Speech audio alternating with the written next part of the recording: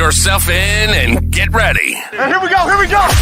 The leaders in fantasy football are incoming, giving you the ultimate insight to help you win your leagues and dominate your mates.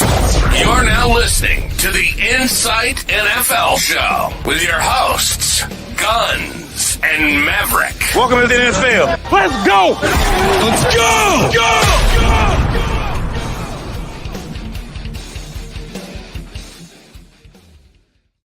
Well.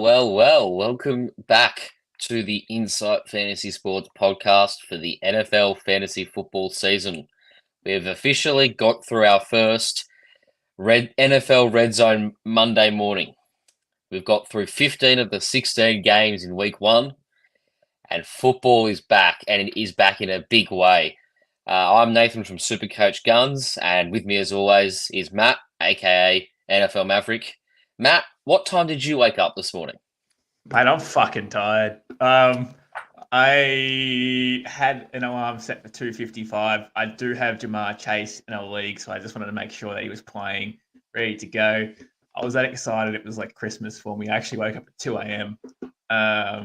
And had a quick squeeze, and I saw Tyreek Hill was bloody arrested. And I was like, oh, fuck, what's happening here? This is a bit going on. I saw Jamar Chase was playing. I saw Tyreek Hill was locked up, or not locked up, but arrested. I'm like, all right, it's a weird morning. I'll go back to sleep for half an hour. I woke up, it was 2:30, and stayed up from there. So, mate, I'm bloody tired. I'm a little bit crook. I'm a bit sore, been sort of running lately. So I'm just fucked, mate. Just get rid of me. But football is back, and that's what matters, right? Football is back. Yeah. Football is back, mate, and it's been a good start. It's been enjoyable. A lot of ups and downs in this week, to be honest. A lot of things I didn't expect to happen, which we'll probably get through very shortly. But mate, Red Zone. Scott Hanson's on my screen. That sexy man, and it was just fantastic to have football back, mate. It was great. It was really great. And well, you know what? Let's not waste any time. Let's go straight into it. First game, Ravens Chiefs, absolute masterclass from both sides. I would say a great game all around. Now, the main talking point out of this is that, well, fantasy football is a cruel, cruel game. You could draft Travis Kelce and Sam Laporta in the second and third round. You could draft, Mark Andrews, Trey McBride, Dalton Kincaid. Well, all five of them combined for less points than Isaiah Likely. So let me ask you this. Is Mark Andrews still the tight end one? And is Isaiah Likely playing as a wide receiver almost? Or is Isaiah Likely now their tight end one? I still think Mark Andrews is their tight end one.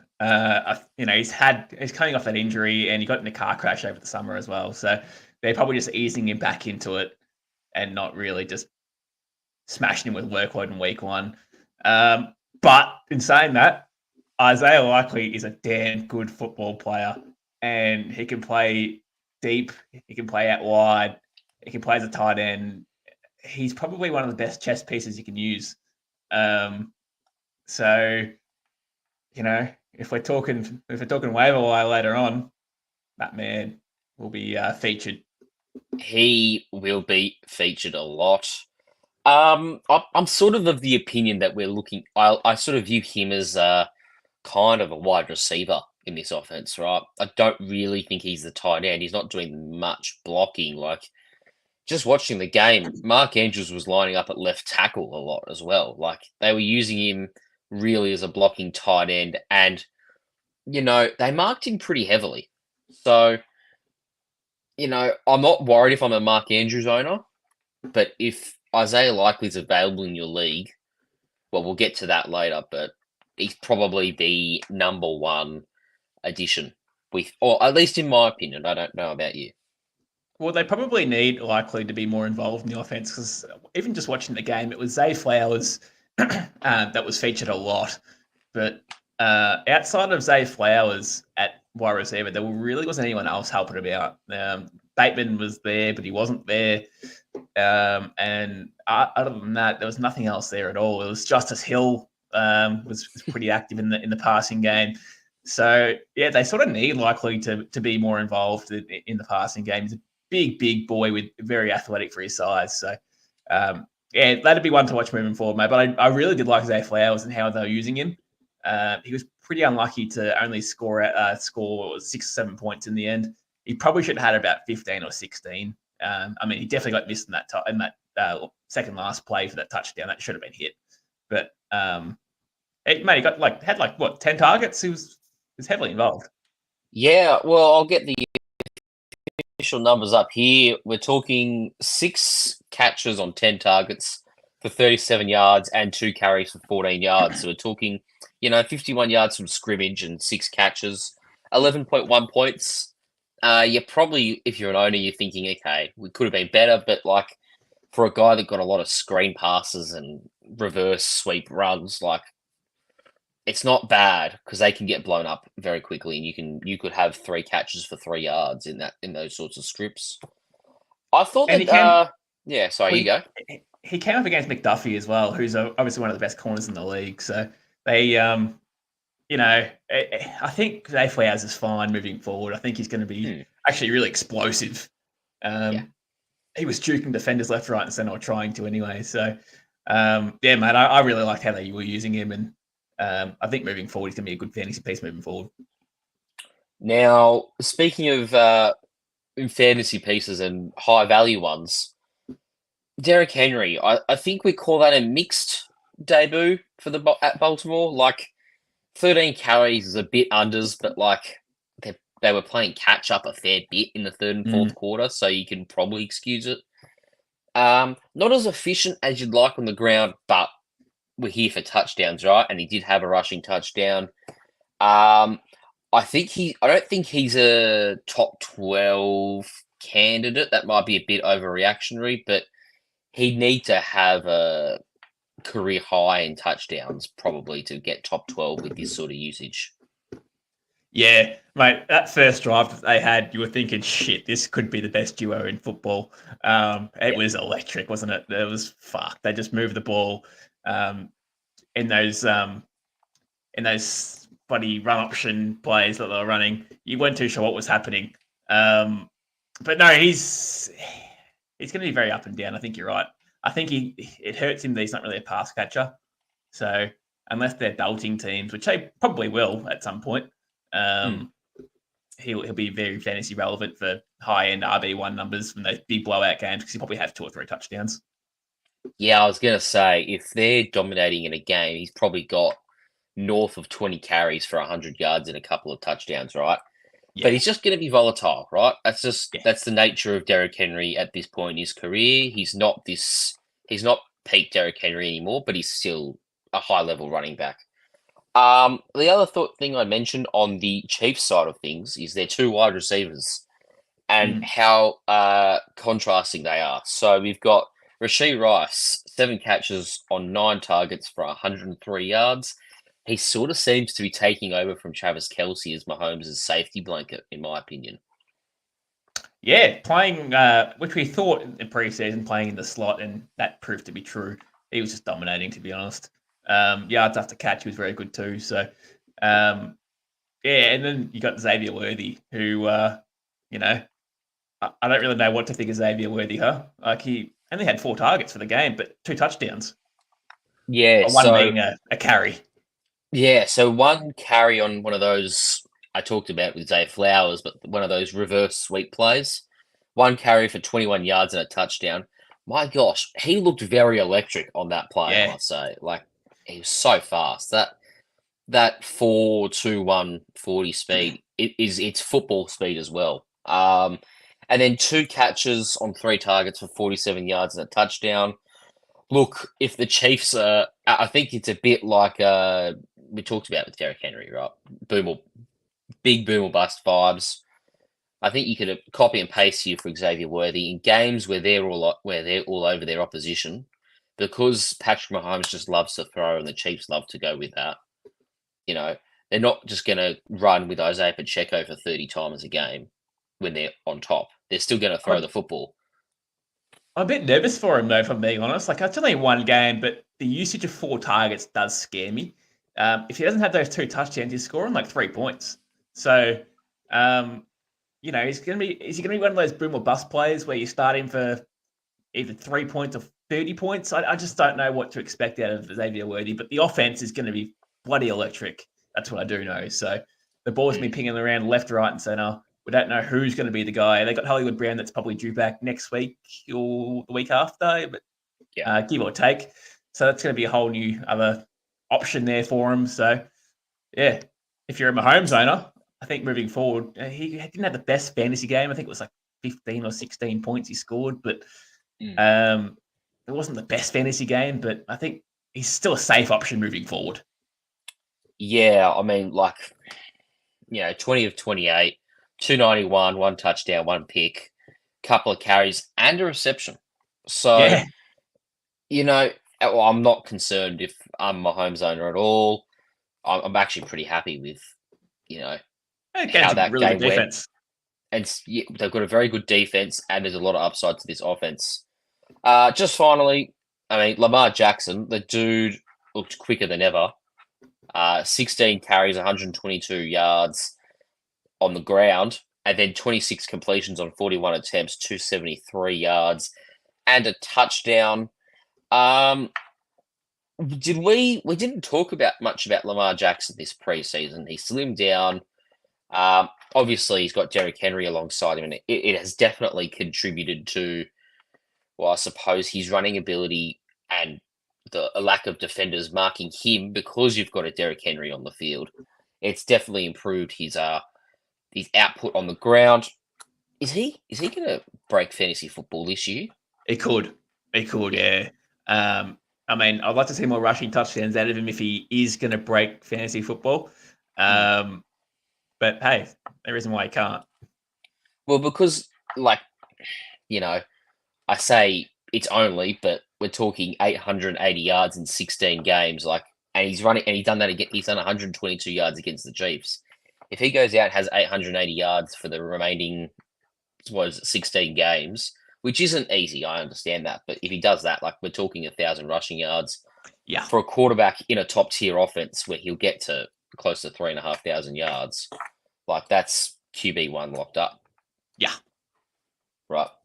Well, let's move to the next game. We go to Brazil, Saturday morning. How good is Saturday morning football? I've never experienced that before outside of, your Christmas days or whatever, but that was, it was great. It was fantastic for us, prime time, 10:30 start. It was great. But I tell you what, the surface was very skeptical at best. I don't know if it was the surface or the cleats or that were wearing put some screw-ins or something like that. It was weird because players are slipping left, right, and center. Looked like it was more on the painted area that was slipping more than anything else. But all in all, though, it gave us a great fantasy-looking game. Everyone scored pretty well. Everyone ate. So it was fantastic for that aspect. The only downside is Jordan Love going down with an injury that's lucky to only be 3 to 6 weeks. Yeah. So, I don't know. I ducked out for an hour. And, I was at cricket training with the co-admin of Supercoach Guns because, cousin. Anyway, point is, I go on my phone before I'm going to the training and I see halftime. Okay, Saquon Barkley just scored his 3rd. How good's that, right? Yeah, stuck in. But then I go back to my phone and it says Jordan Love suspected ACL. And I'm thinking, what the hell did I miss in that hour and a bit? So, but no, it's an MCL sprain, 3 to 6 weeks. If you have, okay, we'll get to it later on in the show, but, put in a small waiver bid for Malik Willis if you have Jordan Love. We'll get into it more detail later. If you if you have Jordan Love or you're just shot a quarterback for whatever reason. But no, Saquon Barkley's Christian McCaffrey 2.0. That's really the big story for me. The dude's gone from a dud team to a gun team, and he's just scoring a hell of a lot of touchdowns. He's getting a lot of usage. He looked electric. Yeah. He did. And the Giants fans know that pretty well. This guy can play. Unfortunately, they just had a basket case of a team for so long that they couldn't really fully utilize the best of Saquon Barkley. But looks like the Eagles are going to. So, Yeah. 3 touchdowns. It made me a little bit sick inside. But hey, that's okay. But, mate, this team offensively, outside of Jalen Hurts' passing game, which was a bit average, to be honest, but the team's going to be going deep into the playoffs the way they're going. The first quarter from Jalen Hurts, he looks like Bryce Young, who we'll get to later, but he improved as the game went along. Like that third quarter, start the third quarter off with a bang, 70-yard touchdown to AJ Brown. Like that's making a statement. In the end, he had a solid stat line. So 20 of 34, 278, 2 touchdowns, 2 picks. Did also have 13 carries for 33 yards. Now, if you want to be a pessimist, 33 yards on 13 carries isn't much, but the fact he's still willing to run 13 times with Saquon Barkley there, like that's positive news because, Jalen Hurts will still rely a lot on his rushing upside. Well, the tush push is dead, mate. I saw it a few times they tried that. That just didn't work. So they can probably remove that out of their game now. But, mate, his rushing upside's there. He just looked like a better QB when he got his wide receivers and AJ Brown and Devonta Smith involved. A much, much cleaner player when AJ Brown was actually involved more than Devonta Smith, should I say. His route running is just amazing. So if he's not hitting him up 10 times a game, then I'm not too sure what he's going to try to do because AJ Brown's open all the time nearly. Yeah, well, we're looking at 5 catches on 10 targets, 119 receiving yards, and a touchdown for AJ Brown. His name came up fleetingly when we talked about who can finish in the wide receiver 1 category. I'm starting to think after what we've seen today from Amon-Ra St. Brown, and which again we'll touch on later, Jamar Chase a bit slow out of the gate, and then CD Lamb's still well and truly there, and Tyreek Hill's probably still the favourite for the wide receiver 1 crown. But should we be putting more respect on AJ Brown's name for a wide receiver 1 finish? Oh, I think that's rich. I think he's going to be a solid wide receiver 1 in terms of top 10, top 12, obviously. He'll probably be top 5, top 6. Wide receiver 1's probably a bit rich, though, I think. But hey, mate, he's still a safe option this year. He's going to have some big games. It's just a matter of if Devonta Smith's going to steal his touchdowns, is Dallas Goedert going to steal his touchdowns, or Saquon Barkley. That's yet to be seen, but we'll see how the year pans out, mate. But AJ Brown's he's in for a big year still, regardless. Yeah, I think it's more likely that we see Saquon finish as the overall RB1 than AJ Brown finishes as the overall wide receiver 1. Yeah. Well, we didn't talk much about the Green Bay side, so let's go there. Obviously, we touched on Jordan Love. That's pretty common news by now. The Green Bay wide receiver 1, we didn't we kind of had that question answered. I mean, obviously, Jaden Reed put up the numbers.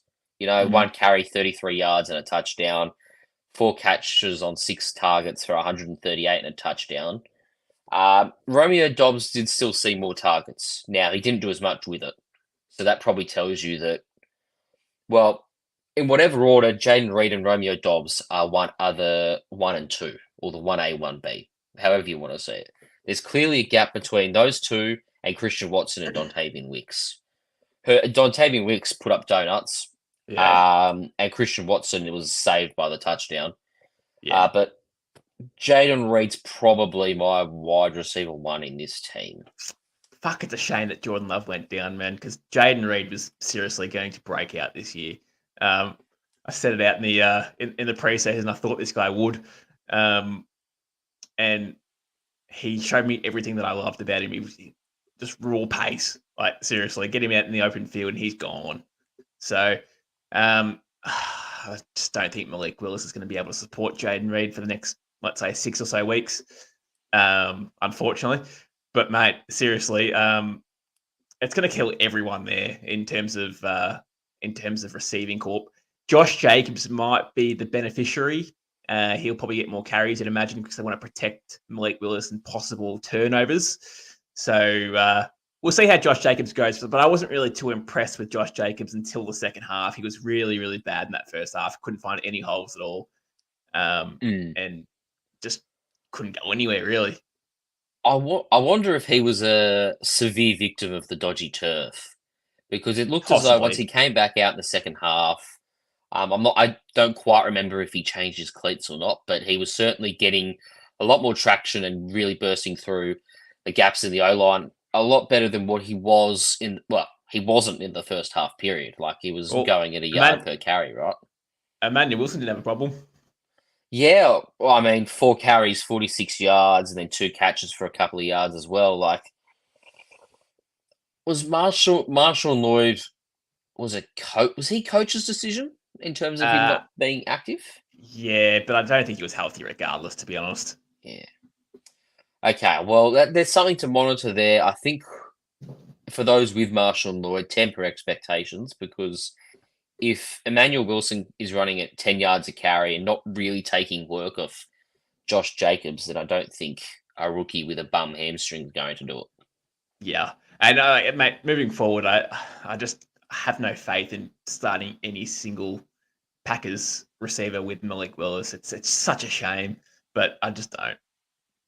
Well, I certainly wouldn't start any of them next week. I mean, we can see if Malik Willis has taken any sort of step forward. You know, we'll find out soon enough. Yeah. Well, let's move to the first of the Sunday. Well, their Sunday, our Monday morning games. Pittsburgh and Atlanta. Okay, it's different to the order I wrote here, but anyway. Steelers 18, Falcons 10. Justin Fields. He wasn't terrible. You know, we're talking 17 of 23, 156 yards, and then 14 carries for 57 yards. So, I mean, what did you make of his Steelers debut? I thought he was okay. Now, he only had 150 odd passing yards and pretty much just hit up Pickens all day, which we would have thought that. But I thought he was okay. On the ground, 57 yards on the ground. I thought he was okay there too. What was really weird, though, I know that Russell Wilson was inactive, but he was also all kitted up on the sidelines. I don't understand. I don't understand that at all. But no, mate, I honestly would probably roll with Justin Fields again next week, even if Wilson's healthy. I don't know if that's a big call or not. I just would. Yeah, he seemed to move the ball around fine. Like, you know, the Pittsburgh offense it's going to be not pretty, but it doesn't have to be inefficient, which is what, like, they can. Yeah. Like 17 of 23 is a pretty good completion. Off the top of my head, it's in and around 70%. And, you know, like, he's aided by, I won't call a brilliant game on the ground, but Najee Harris handled 20 carries for 70 yards. Like, in the context of that game where it seemed to be a grind on both sides, it's not too bad. Jalen Warren's usage was alarmingly low. Now, I know he was off the field for a little bit, but even when he came back on, it was not great. Yeah, I still think he's on a snap count from that injury. And they're trying to protect him. These hammies, man, they just reoccur so often. But I think that's just, they're just conserving him, to be honest. I wouldn't look into that too much. But I really did like the usage out of George Pickens, to be honest. He didn't have a touchdown in this game, but 6 for 85. He has a touchdown. Let's say he scores a touchdown today, mate. This guy's probably going to go to the moon. So, mate, he's looking good. He's looking good. There's no other real wide receivers there to take targets off him. No. And he should be peppered all day, and will probably be done all season too. Yeah, I could. Like, we're talking 6 of 7, for 85 yards for George Pickens. He also had a carry that resulted in a loss of 10 yards. So I don't think they'll be doing much of that. I just don't think it worked. But, get the ball to Pickens when you're passing it and good things happen. That's immediately clear. And they've got quarterbacks that can actually put the ball in places where Pickens can go up for it. Yeah. They're not terrible, these guys. It's not like they're inexperienced in the NFL. They play plenty, especially Wilson, but even Fields has played, this is his 5th year, isn't it? Or 4th year. Yeah. So, and mate, honestly, I'd probably be looking at, if you don't have Pickens, I'd be trying to target him wherever you can. I don't think he costs a shitload to get. But if he's available and you can pay to get him, I seriously would. I think he's going to be really good this year, man. Seriously. yeah, I mean, we spoke about him at length in the preseason that he could go and finish in the top 12, but I still probably hold that sentiment to be true. Here we go. Or apparently Benny reckons he's winning the Super Bowl. Well, not with Russell Wilson on your roster, you're not, but that's okay. I know that from experience. Although he won one, he got asked to pass the ball. That doesn't work when you pass the ball with Russell Wilson. Anyway. Okay, Matrix, you're a bit late to the party. We've already covered Isaiah Likely. We think he is the real deal. That's the consensus, right? Yeah. Yeah. Okay. The Falcons side of things, Kirk Cousins was trash. Drake London's season's a myth. Kyle Pitts scored a touchdown. But Bijan Robertson's getting enough usage to still push for the overall RB1. Mate, these guys are really, really disappointing. Now, I know TJ Tackle was having a big, big, big game. He was just dominant, to be honest. They could not block him at all. But Kirk Cousins looked really crap. And I know his first game back from Achilles, but he did not look sharp at all. He sort of was very jittery, didn't really know how to use Drake London, didn't really know how to use Kyle Pitts. He the touchdown that Pitts scored, he was actually late in that pass. He was lucky to actually see Pitts there. Pitts actually turned around, waved his arms around, said I'm open, and then got the ball. He was not in motion at all. But yeah, I'm a bit worried about Kirk Cousins, mate. He's 36, 37 off that Achilles. Drake London's killing fantasy managers again. What do you do? You probably have to hold firm at this stage and see how it goes. But fuck, I'm not looking forward to another game of Kirk Cousins next week, to be honest. And it's not even prime time either. Yeah, it's a far out. It was grim. It feels overreactionary to say this, but I will anyway for the sake of content. How long until we see Michael Penix? Look, we won't see him this year, I don't think. I don't think they stick with Kirk Cousins for 17 games playing like that, though? With the way that they're paying him, they sort of have to. They paid him a bag to stick around. So I think it's going to be Kirk Cousins for the year. Look, I don't want to be too overreactionary on one game, but fuck, I have no confidence in Kirk Cousins moving forward. But hey, we'll see how he goes next week. He'll probably come out and drop 300 yards and 3 touchdowns or something like that, and all of them will go to Drake London. So we'll see. Nah, look, 3 targets to Drake London is just not appealing at all. No, it's a bit different if he gets 7 or 8 and he only catches 3 because the quarterback's been trashed that day. It's a bit different then, but to only even get targeted 3 times is just grim. Now let's have a look at the Cardinals-Bills game. Now, that ended up being a much better game than I thought it was going to be.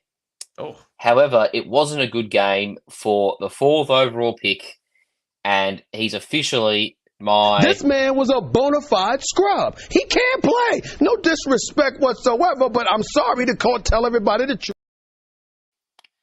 Okay, look, I understand it's one game and he's a rookie. It's his debut. But 1 catch for 4 yards when you're the 4th overall pick and, you're the most hyped up wide receiver since Justin Jefferson got drafted, right? Or not even since Justin Jefferson. Just the most hyped up wide receiver in recent memory heading into the draft, and you dish that garbage up. It's not his fault though, because Kyler Murray missed him when he was wide open in the end zone. And quite literally, there wasn't a player within 20 meters of him. Yeah, so I can't fully blame Marvin Harrison. It's his debut. In 2 weeks' time, he'll have 4 catches for 120 yards and 2 touchdowns. So it'll be fine, but he does get the bona fide Scrub of the Week award.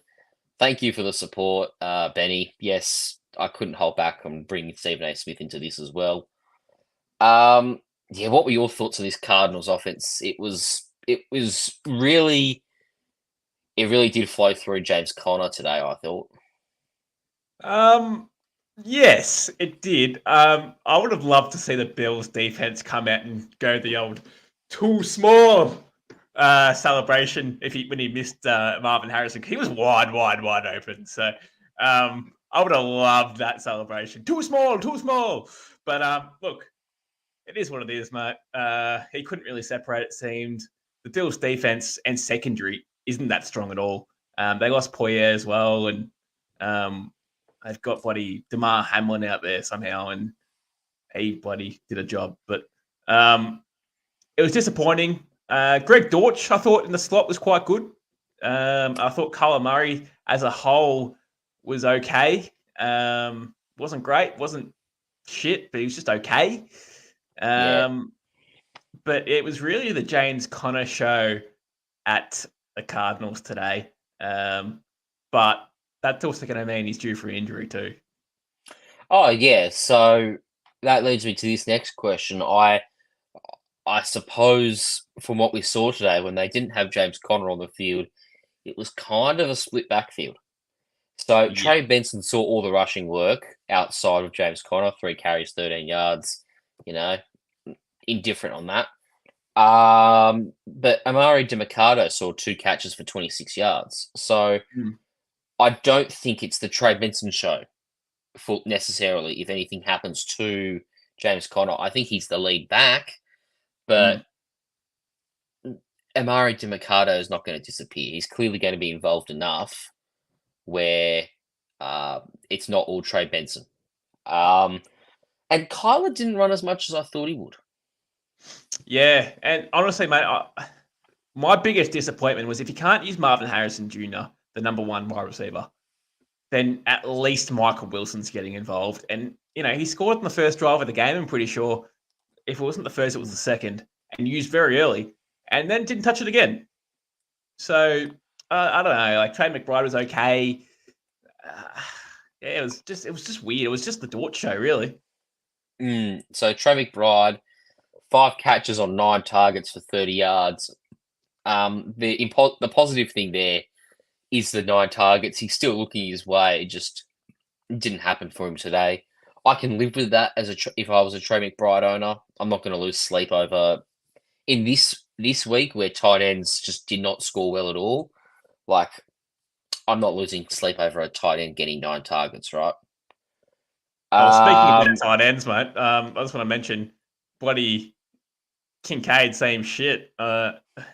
Just on the Bills side of things, bloody hell. Like, I'm sitting here going, oh, geez, man, this guy's going to break out. 1 catch for 11 yards. Seriously, 1 catch for 11 yards. I couldn't believe my eyes, mate. It was just, until like the last couple of drives, it wasn't even really Keon Coleman. It wasn't really Khalil Shakir. It wasn't really bloody Curtis Samuel. It wasn't really Dalton Kincaid. It was really James Cook, Josh Allen, and a bit of Mac Hollins. Oh, freaking hell. Mac Hollins, man. Just quickly, before I dive into the Bills,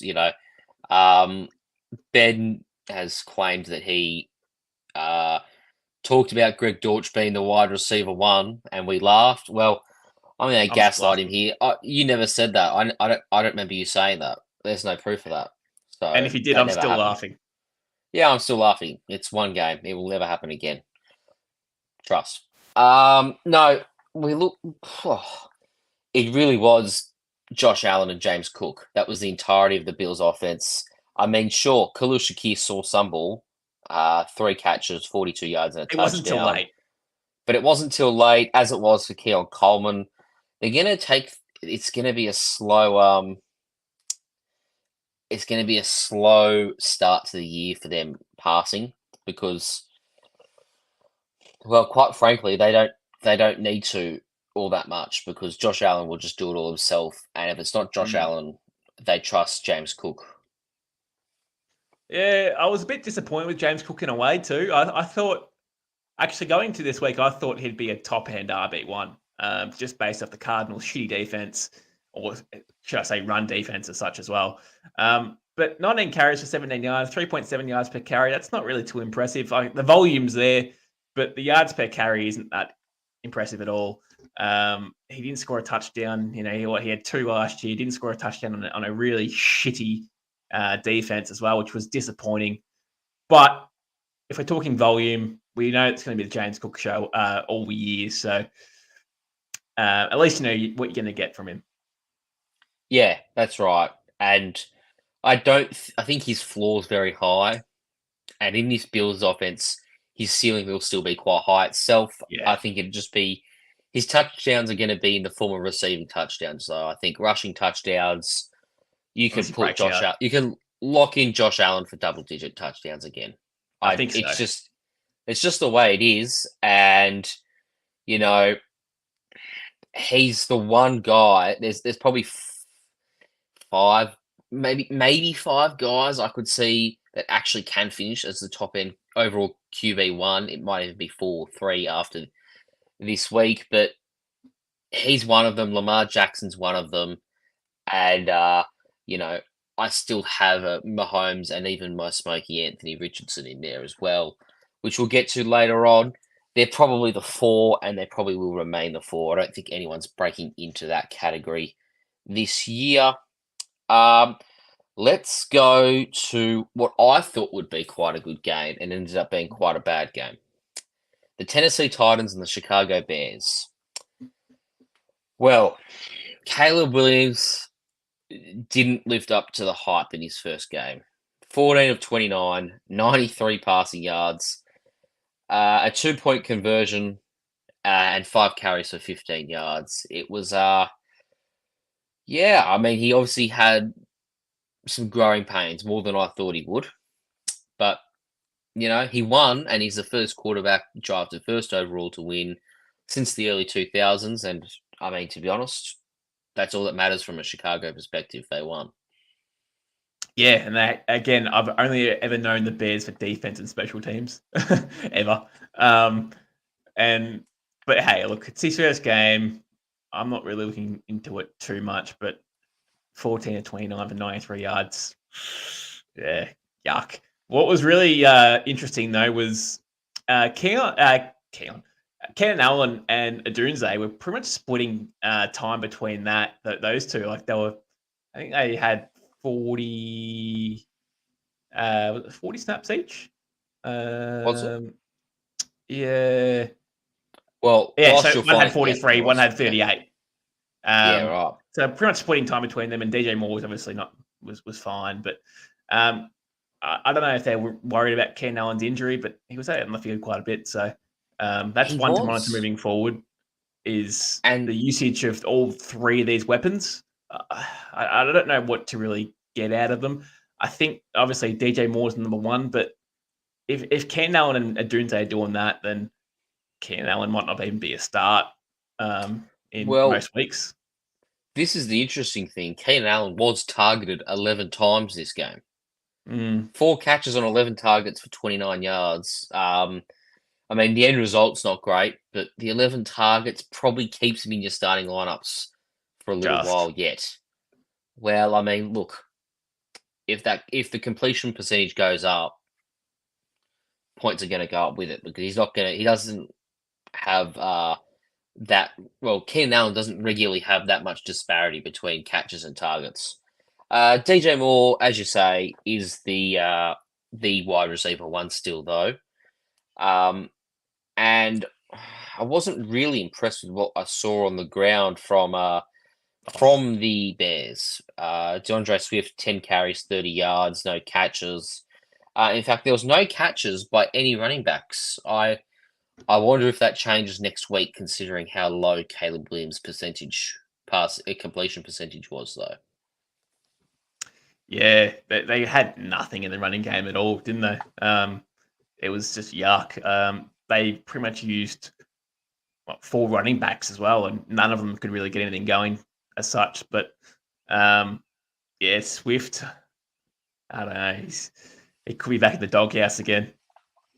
He could be. He could be. Now, I've just received a good little bit of proof, I suppose, that he did call Greg Dortch, that Benny did call Greg Dortch I suppose the number 1 wide receiver. I will send you that proof here later, but I'm off the hook. It was all you. Apparently, you were disrespecting Greg Dortch. I still do. Yep, still do. There you go. Benny's listening to this for sure. So Yeah. there you go. Greg Dortch still a bum. All right. Speaking of bums, Will Levis, pick 6. He was not good. Probably cost him the game. Yeah, definitely. Yeah. And I'll tell you who didn't cost him the game though. Tony Pollard. He was back to 2022 Tony Pollard, where there was another running back in the backfield, and he can actually have a spell, be fresh, and have these massive bursts out of the backfield. 16 carries, 82 yards, a touchdown, 3 catches, 12 yards. You would have drafted him 7th to 9th round. I think you've got a mid-range RB2 in him this year. Oh, thank you. I drafted him in our League of Insight. Nicely done. So thank you for that. But yeah, in saying that, mate, yeah, he did break out for a 30-yard touchdown, or 20 or 30-yard touchdown, whatever it was. I can't remember exact numbers, but and like saw that small little gap and broke through and exploded. So, mate, I think he's fine. Tajay Spears didn't really see a lot of action. I wouldn't get rid of him off your lists at this stage. I would keep him on your benches to see how he goes. He's not going to be irrelevant, but he's just one to monitor. The one to monitor as well would be DeAndre Hopkins. Was on a snap count. He wasn't healthy. Preseason injuries are never good going into the year for a 32, 33-year-old. So Josh, he doesn't like that one. But DeAndre Hopkins is one to watch moving forward. Hopefully he can get healthy in the next few weeks. Calvin Ridley was okay-ish. Tyler Boyd saw a lot of snaps. Didn't do much with it. Yeah, it was pretty gross from Will Levis, if I'm being honest. Yeah, I mean, I suppose we sort of expected that there would be a bit of growth for him to do this season. I mean, only started 8 games last year. It's a better offense than what he had last year, though. But his individual performances haven't changed too much. I think as you said, DeAndre Hopkins was clearly pretty limited because he doesn't usually see only one target in a whole game. So yeah, that'll change. But yeah, on a real snap count, it's one to monitor. Yeah. But yeah, disgusting. If I'm Will Levis, I'm disgusted. Yeah, I'm happy to move on from that game. That's a pretty dud one, and we can probably skim through this one pretty quickly too. Patriots Bengals 16 points to 10. Yeah. Well, I'll quickly touch on this. Panic stations for Marvin Harrison Jr. We think not. Just give him. He'll be fine. Rookies always have their big breakout. Well, at least these big first round guys, they have their big breakout game in the first 4, 5, 6 weeks. And then they go on with it. So I'm not concerned about Marvin Harrison, but if you have the luxury, would you consider sitting him? Depends on your team structure. I don't think I would. I'd probably give him another week before I do that. I just believe that the Cardinals are a really bad football team, and they will be playing from behind a lot, which means they'll throw it. So Marvin Harrison will be involved at some point, but I think it's it was pretty yuck, but at the same time, just be patient. Yeah. Now the New England Patriots, 16 points to 10. I can't believe I'm saying this, but Ramondre Stevenson carried the Patriots today. Thank you. Yep, you drafted him as well. I'm well aware that sucks, but he was good. 25 carries, 120 yards, a touchdown, 3 catches for 6 yards. Interestingly, Diddle had all of the pass catching duties from the running back position. Antonio Gibson saw no catches, which I found very surprising, but he did see 7 carries. Another interesting situation to monitor there. I just like it when KJ Osborne leads the team in targets. Yeah. That tells you all you need to know, doesn't it? Yeah, the passing game was yuck, and they somehow won the game. Defense did enough to give them short fields or at least some scoring opportunities as such. But yeah, gross still as an offense. Ramondre Stevenson, yeah, he's pretty much the bell cow back there, you'd imagine. But yeah, other than that, pretty yuck. Pretty yuck indeed. Speaking of, the Cincinnati Bengals may have bored me to death. I mean, what are we talking here for Joe Burrow? 21 of 29, 164 yards. No one really got going on the ground. That backfield's a mess as well because Zach Moss has a dud score without that touchdown. I mean, you could spin that and say, well, he's going to have a lot of touchdowns. He's a goal line back. That's also fair enough. But he himself is a touchdown dependent back, but I think you probably knew that when you were drafting him. Yes, very much so. And this offense won't be this bad again. Oh, actually, not again. It could happen next week. But not for long. Not for long. I'd give them a few weeks to get going. They've had a few dramas in the off season, which hasn't really helped them out at all. What was very interesting for mine was going into this game, it was fully expected that Jamar Chase was going to be the third down, where he's going to be playing in third downs in the red zone. But he actually Even played Chase 40. Brown. Yes, but Jamar Chase ended up playing on 43 snaps and he ran 31 routes. I don't understand what the thought process was of giving him 6 targets if that's what you're going to do with him. It's either you put him on the field and you target him, or he sits on the sidelines in, I guess, a bit of load management. But even when I was watching this morning, he had a lot of one-on-one opportunities and they just did not target him at all. It was very strange. Yeah, I don't reckon it feels wrong to say, but I don't think the Bengals were trying all that hard this morning. But hey, they're a good enough football team where this one loss won't matter too much to them. I think we'll move on from this game and we'll go to a game. It's almost game of the day if it wasn't for that Lions-Rams game. Texans-Colts. This was a fun game to watch. A very fun game to watch. Two of the 2 best quarterbacks from last year's draft class, probably. Is that harsh to say, unless I'm forgetting someone obvious? No. CJ Stroud, obviously the undisputed number 1. And Anthony Richardson in just his 3rd completed game, already the 2nd best quarterback in that class last year. CJ Stroud, 24 of 32, 234 yards, 2 touchdowns. He spread the ball around. I mean, obviously he favored Nico Collins the most, but he still gave Tank Dell 7 targets. He got Stephon Diggs the ball a lot in the red zone, and he got him 6 targets, and Nico Collins got 8. He can actually support 3 good wide receivers and still not have a massive game in the air. Yeah, but bloody oath he can. Stephon Diggs had 2 touchdowns, I'm pretty sure, didn't he? He did. 2 red zone touchdowns. I don't think he really stretched the field on them, but... Yeah. No, I thought they used all 3 of them quite well. What was the most surprising for mine was Joe Mixon had 30 carries. I did not expect that at all. To be a very, very pass-heavy offense. But Joe Mixon, 30 carries, 159 yards and a touchdown. Fucking hell, have we slept on him?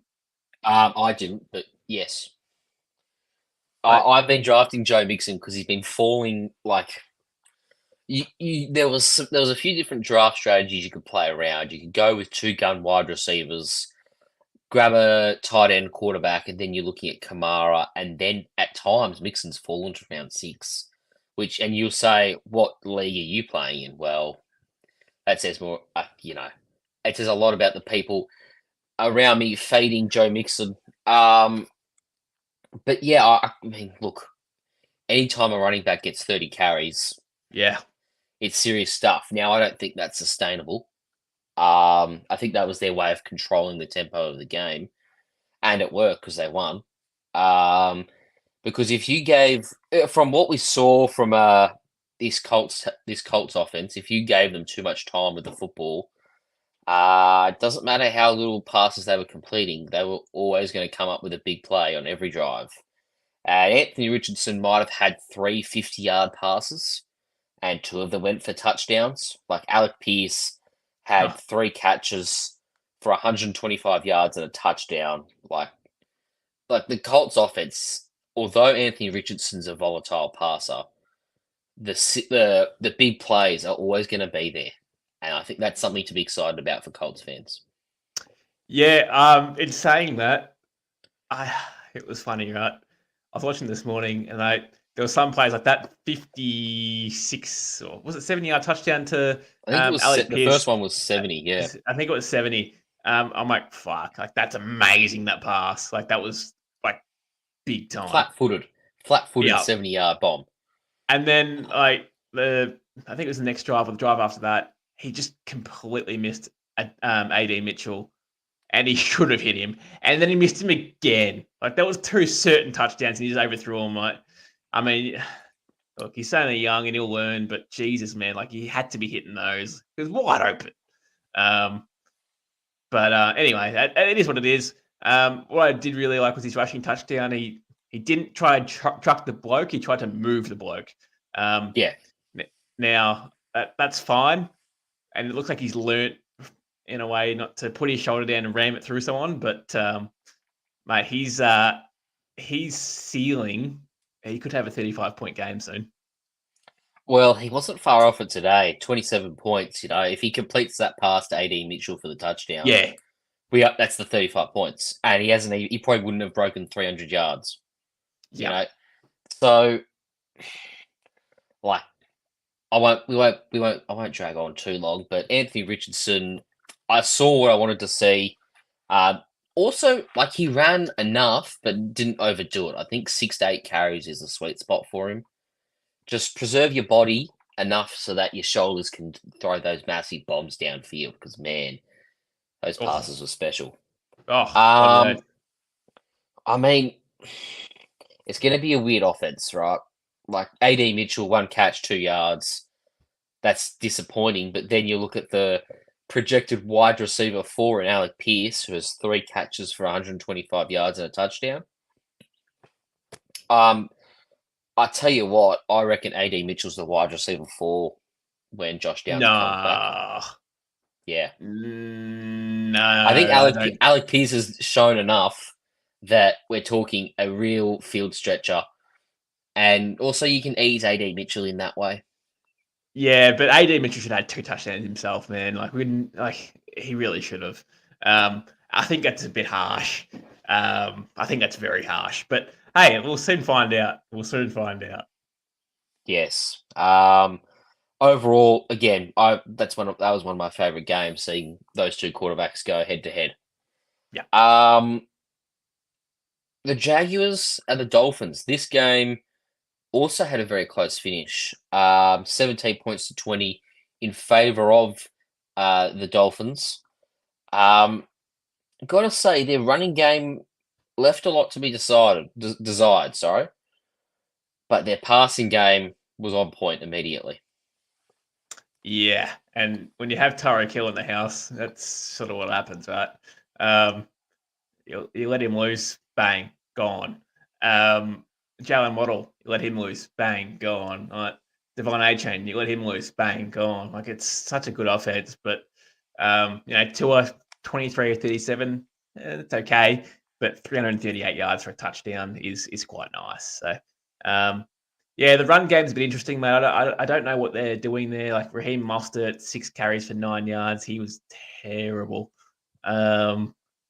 And then you have A-Chain that was 10 carries and 24 yards, which was pretty bad too. So I don't really know what's happening there with the run game, but mate, they're going to be a pretty fun team to watch for the whole year, that's for sure. And Tua Tagovailoa can definitely support both Tyreek Hill and Jalen Waddle. And using Devon A-Chain as sort of an outside receiver and using him on wide receiver screenplays, oh, sign me up. Like, it's just 3 points in PPR leagues, right?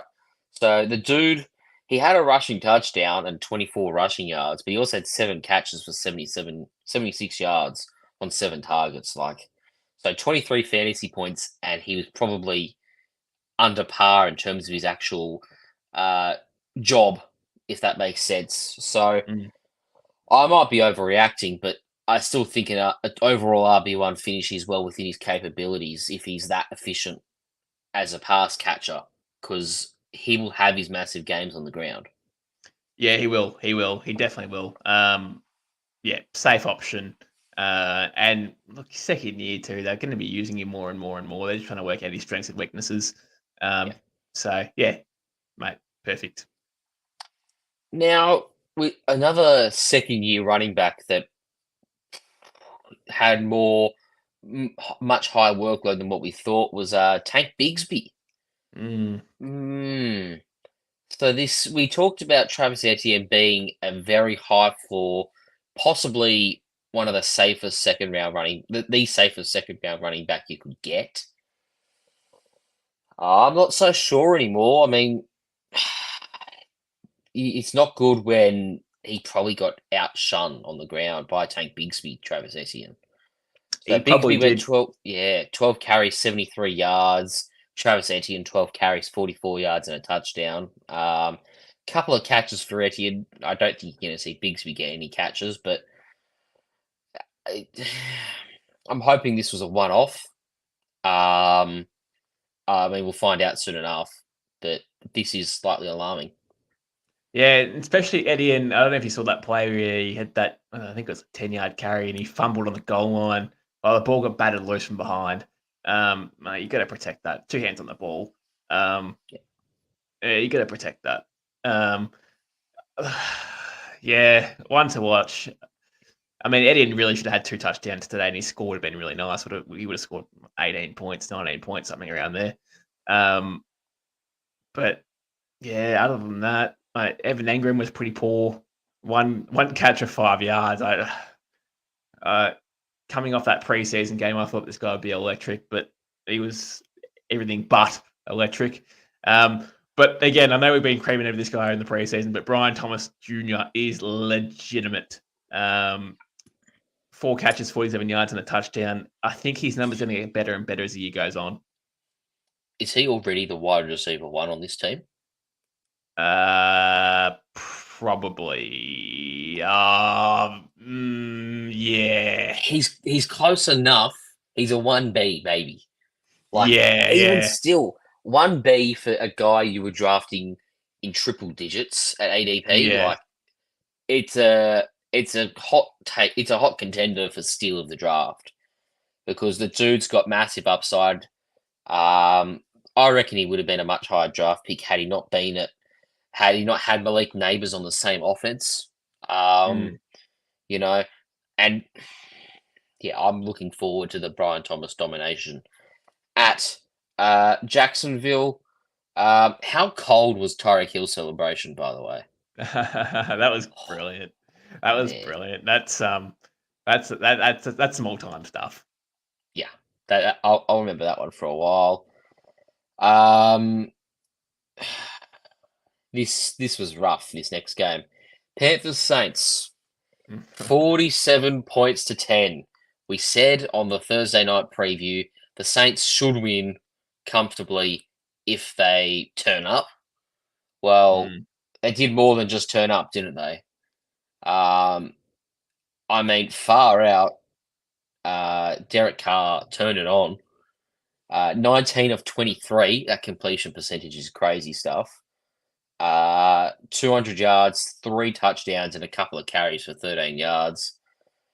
That's good stuff from Carr. Like, I had the great displeasure of having to draft him as my QB2 in a Superflex league.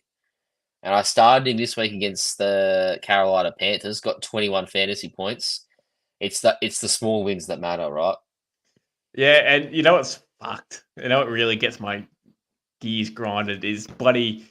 He has a big game. They score 47 points, and Olave has like, what was it? 1 or 2 catches from memory. I think 2 catches for 11 yards. Yeah. They score 47 points, and this guy doesn't touch it. Pretty much. That's sickening. Luckily for me, I don't have any shares in Chris Olave in any league actually that I know of. But neither. In saying that, that is very disappointing. I don't think that will be a trend that will continue. I think that's just how the game just sort of transpired. But yeah, it's sickening when you say that, though.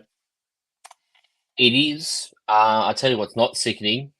Seeing all the Alvin Kamara hype I gave in the preseason come to fruition. 15 carries, 83 yards, a touchdown, and 5 catches for 27 yards. Take the touchdown out of it, sure. We're still talking 16 PPR points. It's really healthy stuff. I'm pretty pleased with how that all panned out, I've got to be honest.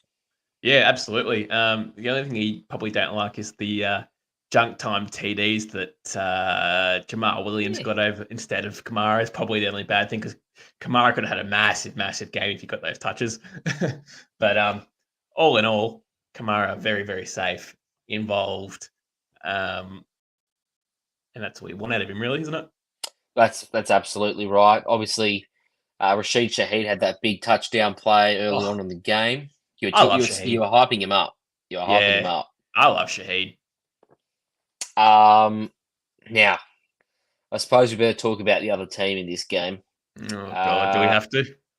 We'll be quick. Bryce Young's trash.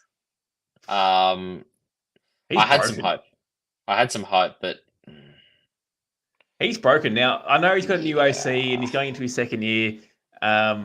He was out of sync. Like some of those interceptions that he threw were just disgusting. Like they should have been thrown away. What are you thinking going in the middle of the field, chucking it to pretty much their defensive back? It was gross. Just poor reading of the play. And it's a shame when you've got Adam Thielen, Deontay Johnson, and Leggett. I think Mingo's broken too, actually, might I add. But it's a shame because when you have those 3 wide receivers there, you should at least be putting up some sort of score. Yeah, I gotta say, I'm a bit fearful of Jonathan Brooks. Because they had the opportunity just to not throw the football, but they didn't. They still tried. Miles Sanders, 5 carries, 22 yards. Chuba Hubbard, 6 carries, 14 yards. Mike Boone, 4 carries, 7 yards. So we're talking 15 rushes from running backs altogether. That's grim. 13 of 30, 161 yards, 2 picks, 4 carries, 12 yards, and a rushing touchdown for Bryce Young. That touchdown saved his day on the ground. I don't think we need to spend much more time there. If you have Jonathan Brooks, I would, in a redraft league, I'd try and sell him for something whilst you still can. Because I'm grey. Like, if his value dips any lower, you hold on to him. Yeah. But it's not looking great. He's probably sitting in your IR, so I'd probably leave him there until he starts playing because he can't really start him much at the moment. No. Yeah, I mean, there's this comment. Suicide watching the person who picked Bryce over Stroud. Well, by the same token, suicide watch for the person who decided to trade for the first overall pick. Yeah. Like, you could have had... I understand Caleb Williams wasn't fantastic, but you wouldn't have to give up DJ Moore. Yeah. Yeah, You could have had DJ Moore, Deontay Johnson, and Xavier Legette. Like you wouldn't have had to invest in Adam Thielen. Like anyway, a lot of things gross. are better in hindsight, right? Gross. Yeah. The Vikings. Well, it wasn't a good game, but it was an interesting game, I must say. 28-6 to the Vikings. Sam Darnold, 19 of 24, 208 yards, 2 touchdowns and a pick. He looked good. He looked really good, actually. Yeah, he did. And you'd hope so with this stacked offense that he's got. I thought he looked really calm in the pocket too. Like he was just waiting for Jefferson to get open, waiting for Addison to get open. And that was probably the most impressive part of things for me was just the calmness of Sam Darnold. And if you've drafted Justin Jefferson in the first round, I've got no concern at all. He's Justin Jefferson. He's going to put out a good score.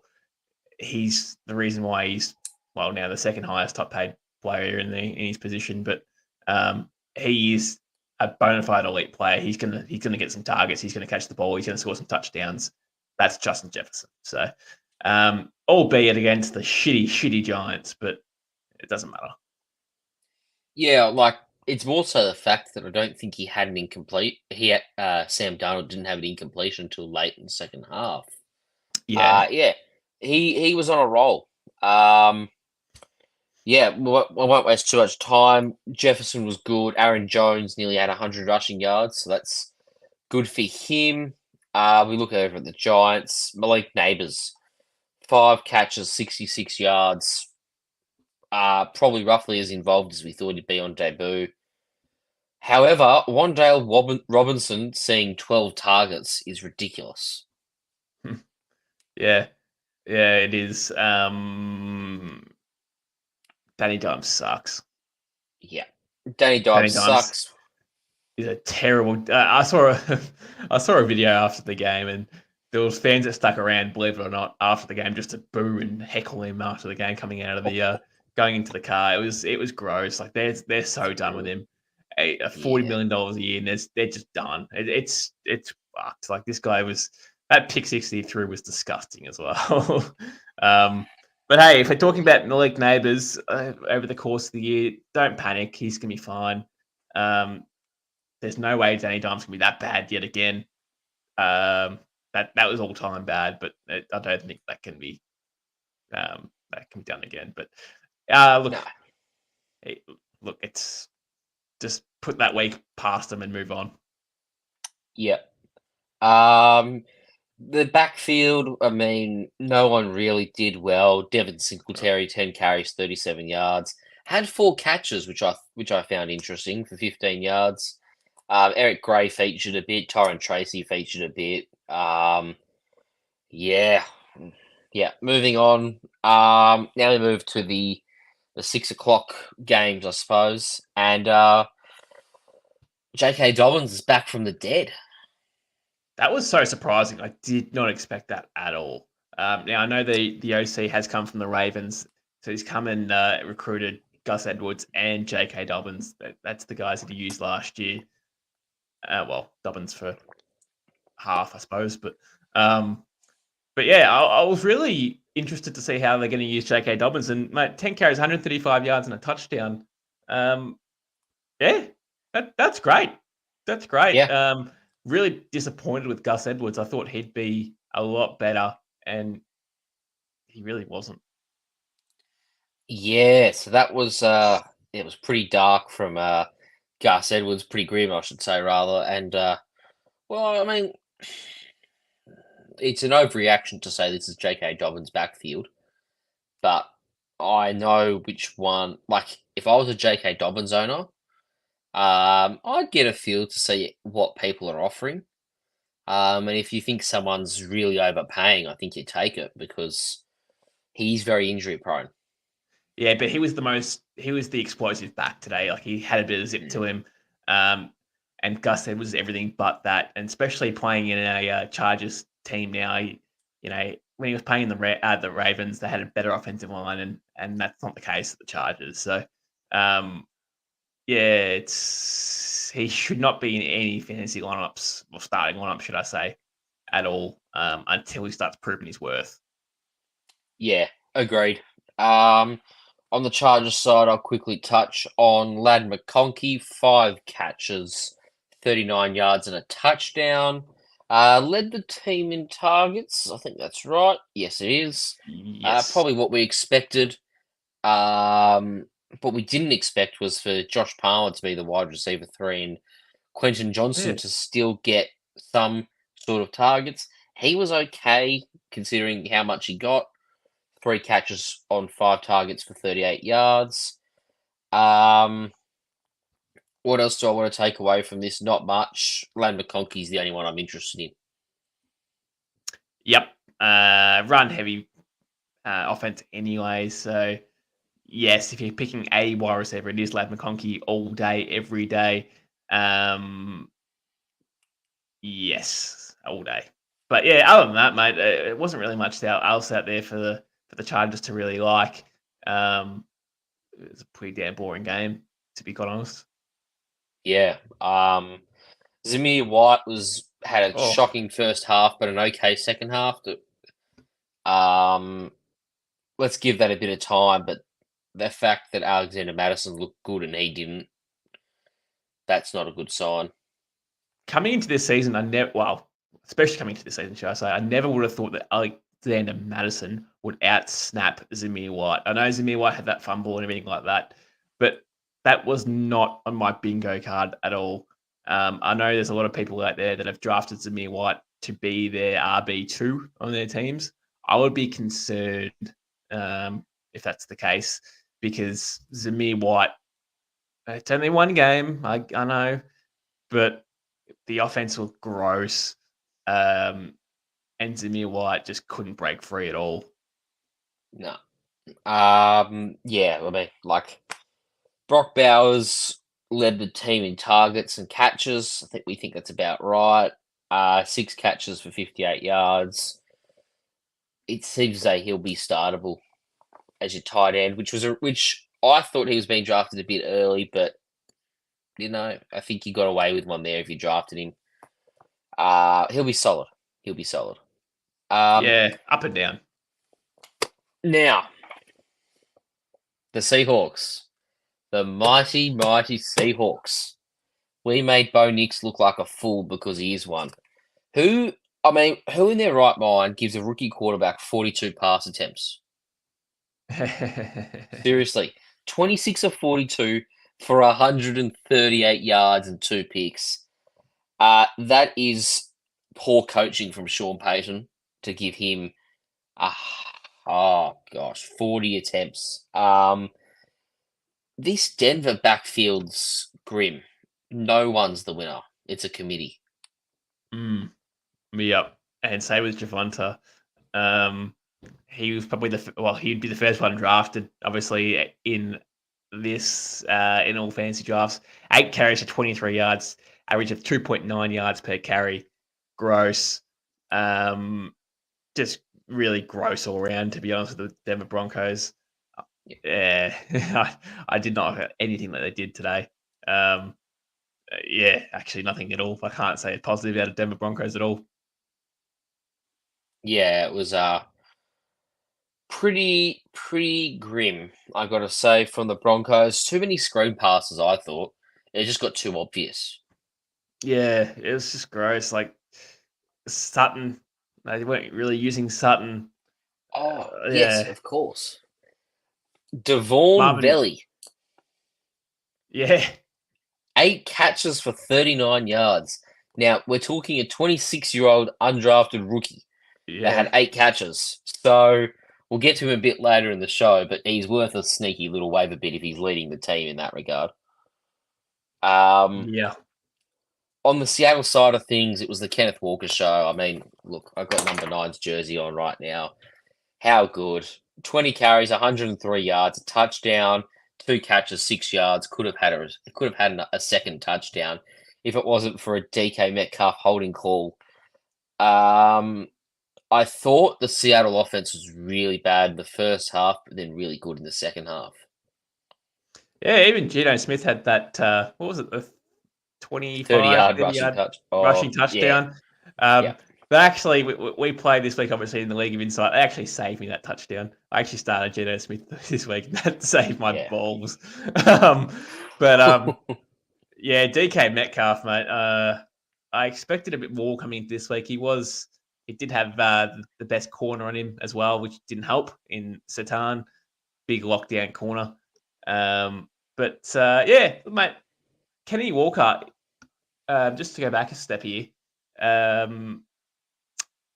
he was like a low end RB2 going into these drafts. But again, he's sort of surpassing that number that he was getting drafted to, because he's always been a really safe contributor when he's been playing. Well, like, it's an Or mid to overreaction, low. but he got drafted in a very similar position to Breece Hall. I thought they were pretty similar talents going into that draft. I think we've just landed in a situation where the New York Jets have had no choice but to use Breece Hall in a big way. And, I mean, fair enough, he's a talent. But I think in the process, Kenneth Walker's had a lot of injuries.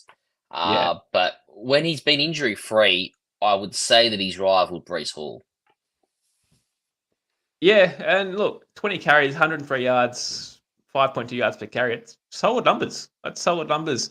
And he just continues to just keep on going. Zach Charbonnet was 8 carries, 12 yards. He was pretty bad. But yeah, it's going to be the Kenny Walker show moving forward. He's going to have some big weeks. Yeah, I'm looking forward to the Kenneth Walker show. All right, take it away, you Cowboys.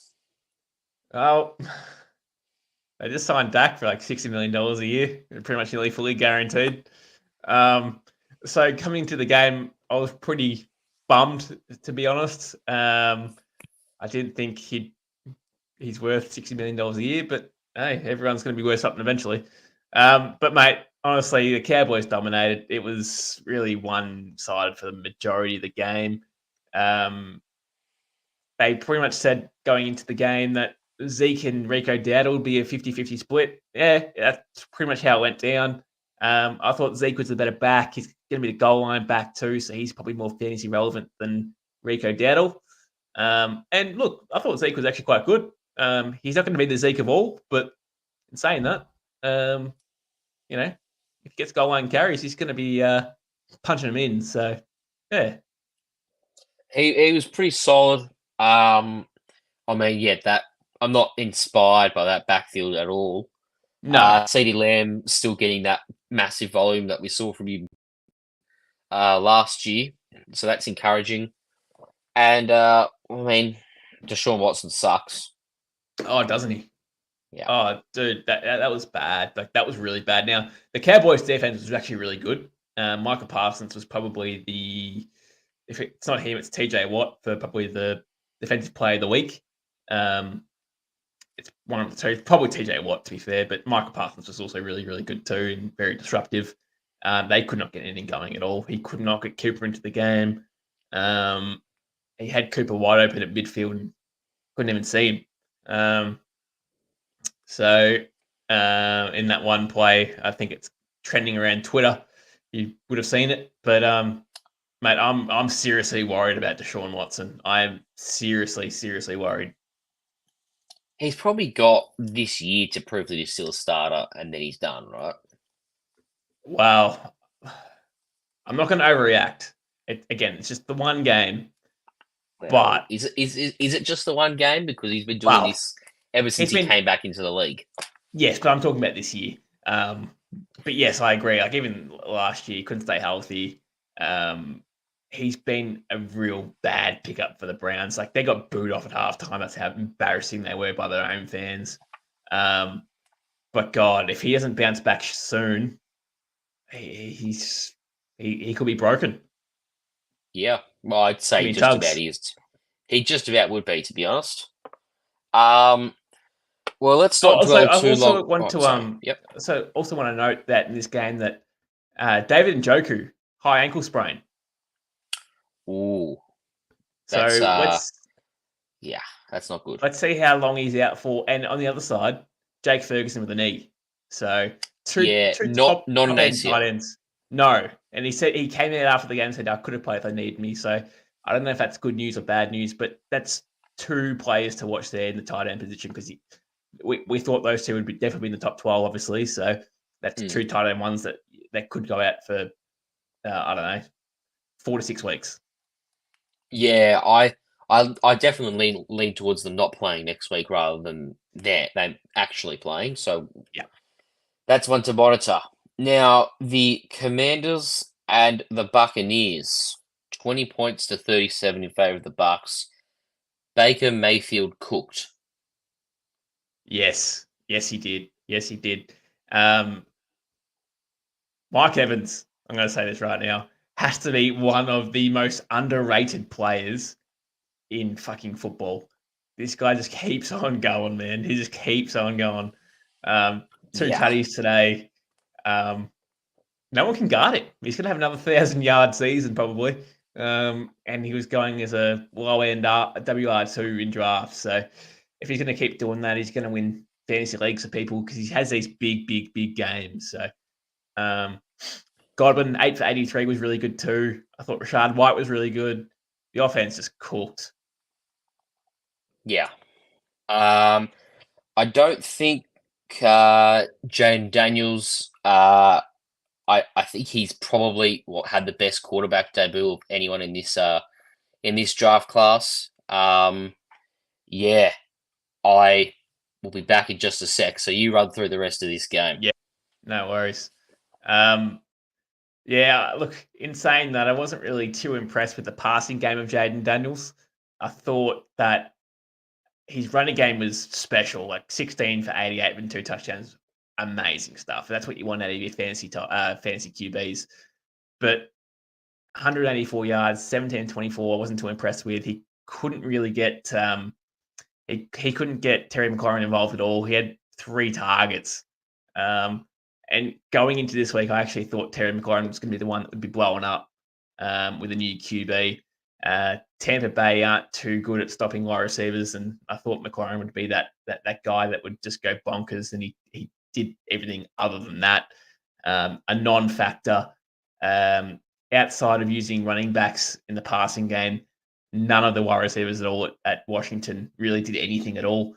But yeah, in terms of Brian Robinson versus Austin Eckler, it's probably Brian Robinson just because he's getting the goal line carries. But again, it's going to be another week where we think, oh, who's going to be the running back one there? We just don't know.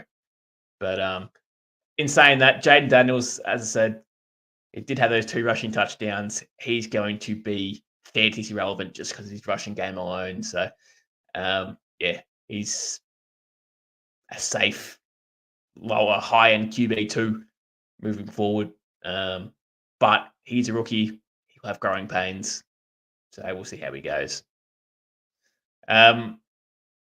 We will move on to the last game, which was the Detroit Lions and the Rams, which was the Monday Night Football game. Mate, this was a fantastic game to watch. Went down to OT with the Lions winning 26-20.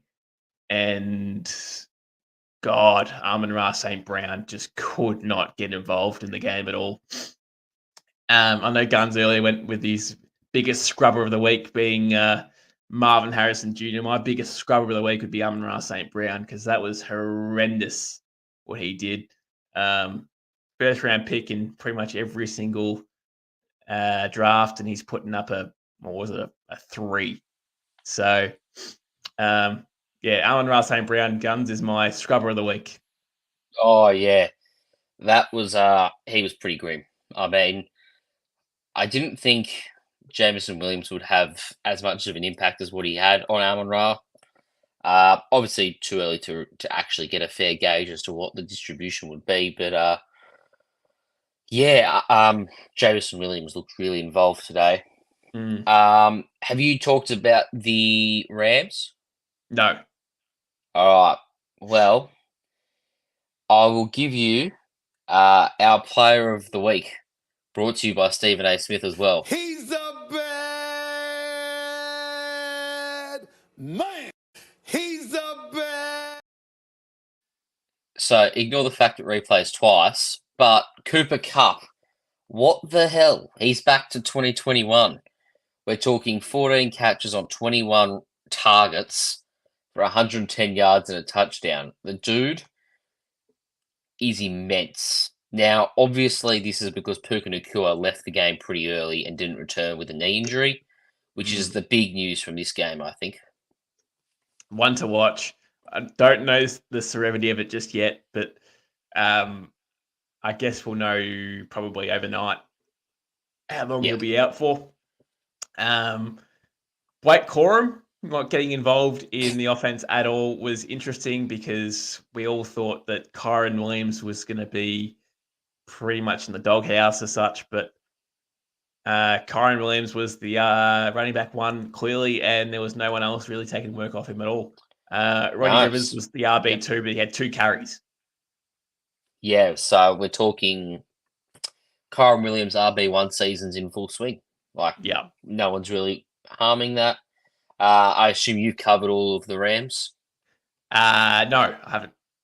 No, you haven't. Okay. But far out, Jameson Williams. I mean, there was a lot of hype on him 2 years ago when he came into the league. I mean, obviously he had that ACL tear, which hindered his draft stock ever so slightly. But, yeah, amazing return.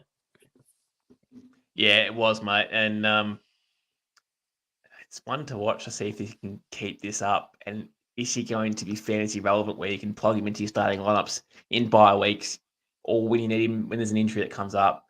Can you start him and rely on him? It's yet to be seen. They've got a lot of mouths there. So we'll see. Jameer Gibbs was another one, mate. I thought he was okay. I felt like he was a bit of a... it felt like he was on a snap count, to be honest. Unofficially. 31 snaps out of a possible 61. He sort of split it up with Montgomery 50-50. I don't think that's going to be 50-50 moving forward. I think it's going to be 75-25 Jameer Gibbs' way. He's far too good and far too explosive to not use him. But hey, David Montgomery is the power goal line back. I think that could be him. I mean, David Montgomery, he pretty much was the Lions in overtime. He was 17 carries, 91 yards, and a touchdown. He would have had 40 of those yards on that final drive. Yeah. Outside of that, though, he wasn't that impressive. No, but he was clutch. Yes. Well, that probably does us for the games. Let's have a look at the waiver wire.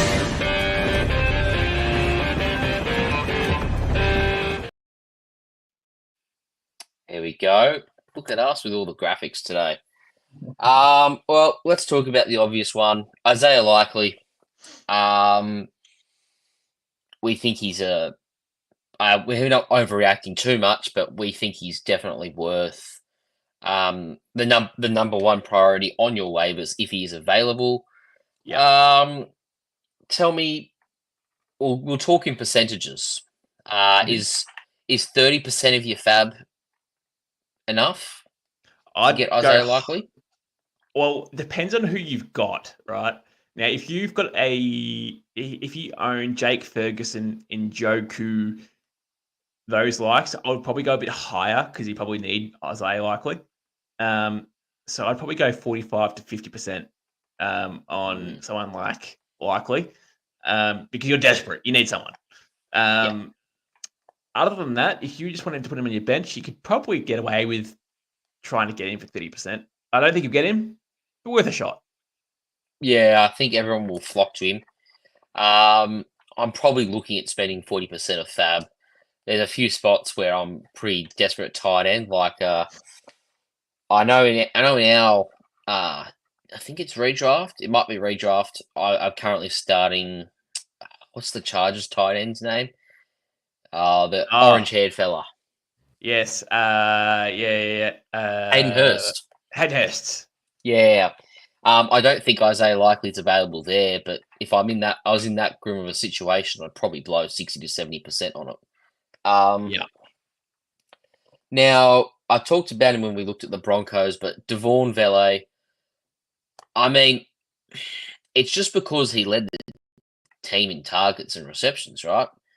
I'm not overreacting to that.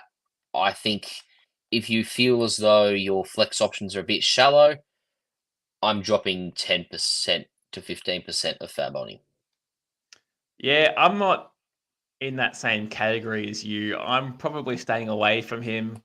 I mean, if you've got a roster spot and you need to spend something, then maybe 5%, maybe $5 at the most on him. The guy that I would be targeting is if you are in Superflex leagues or even 1QB leagues, should I say, would be Justin Fields. Would be another one that I'd be targeting. I wouldn't be spending a lot to get him. Because the unknown of him starting or not is still in question. But if he's going to be starting moving forward, Justin Fields would be a very good fantasy option, in my opinion. He could finish as a top 12, top 14 QB just off rushing yards alone. So I would definitely look at him. And I suppose I think we can probably make him our final guy. I talked about at the top of the show. If you're a Jordan Love owner and you're in a super flex league, you probably do need to get Malik Willis. Unless there's better quarterback options available in a super flex league, there probably isn't. So let's say you've got Malik Willis there, 5 to 10% at most, right? It's a stash. Yeah, you just hold him in case Jordan Love's you get him, and if Jordan Love's knee doesn't heal right, well, at least you've got the backup. But I'm going to also put out there as well, just for another option as well. If you're an Etienne owner, I would be putting some cash onto Tank Bixby as well. How much? I would probably put between 5 to 10% of Tank Bixby if you're an Etienne owner, just for the insurance. Yeah. Well, I think it's weird though. Yeah, it's weird. It's weird though because just my final point of the night would be usually week one we have some stellar waivers that come through, but this week we haven't. Not to say that won't happen moving forward, but usually week one is a interesting week for waivers. But unfortunately, this week nothing of note has massively happened on the waiver wire, so that's why this one is so small. Yeah, it is, and I think normally we'd probably fly through the games a bit quicker if there wasn't such a short waiver wire as well. We'll answer this one question quickly, and then we'll call it a night. It's from Hi You. Okay, interesting. 10-man PPR. Kyler Murray, Tyreek Olave, Gibbs, Connor Laporta, Waddle. Has a bench of neighbours, Ramondre Stevenson, Jaden Reed, Christian Watson, Shakir, and Tua. What moves should he make, if any? I mean, you could sell high on Jaden Reed potentially, but I wouldn't mind holding him for the season, to be honest. I think he's a good wide receiver 4 option. I mean, you could sell high on Ramondre. There's another alternative. If you look, but that's So just looking at his team, I would say he'd be in a shallow league because that's a pretty good lineup. What I'd be doing is bundling Olave, Stevenson, Jaden Reed, and getting an elite player and seeing if that guy would give away maybe like an Amon-Ra St. Brown just to sell low. But he does have Gibbs and Laporta, maybe not Amon-Ra St. Brown, maybe Jamar Chase. I'd ask Jamar Chase. You could even have a crack at Marvin Harrison after his quiet game as well. Yeah. Well, I think that'll do us for this evening. Thanks for tuning in. And Thursday we will be back with start sits and a week 2 preview. Make sure you're following the YouTube. Subscribing to the YouTube and liking. Follow us on all the socials. Follow Matt on all the socials. Supercoach Guns, you can follow them too. Thanks for tuning in. We'll catch you on Thursday.